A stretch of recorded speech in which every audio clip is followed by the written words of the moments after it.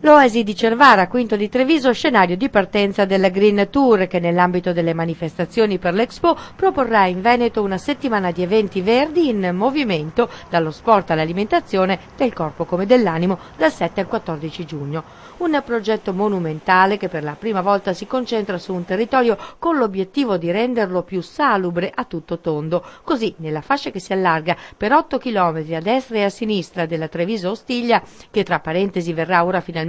ultimata fino al centro di Treviso grazie ad un finanziamento regionale, saranno tutti coinvolti in questo ambizioso progetto. Quindi vogliamo proprio che il territorio sia conosciuto dai turisti e questo è un aspetto. E poi ci teniamo che la popolazione che si muove lungo il percorso del Green Tour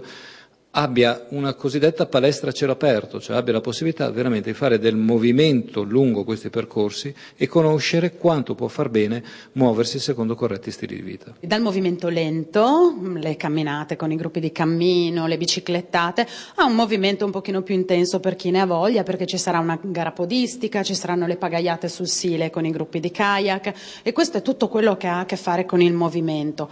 Poi c'è quello che ha a che fare con la natura e quindi le visite guidate, quindi l'esplorazione del territorio, delle aziende agricole. Necessariamente la cultura che per noi fa da cornice, e quindi fra Villa Marcello, l'Oasi di Cervara, altri luoghi dove si sentono raccontare le vecchie storie del Sile, ma anche i giovani della musica indipendente che hanno voglia di suonare. Un modo per ripensare il territorio all'interno di un piano regionale che coinvolge moltissimi comuni di diverse province venete e non solo, intersecandosi anche con l'Emilia-Romagna e la Lombardia, e dialoga anche con altre tematiche verdi della regione con l'obiettivo di raggiungere non solo la popolazione locale ma anche i turisti e le delegazioni internazionali che visiteranno il Veneto in questi mesi di Expo. Che è il vero obiettivo che noi ci poniamo nel nostro territorio, collegarle al sistema produttivo.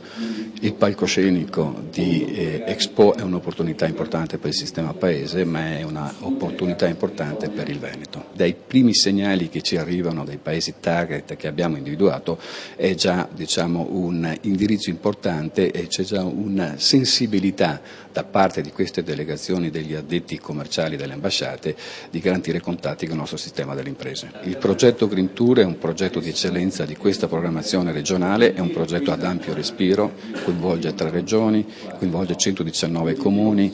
è una realtà molto importante che può attrarre capitali anche per la Green Economy.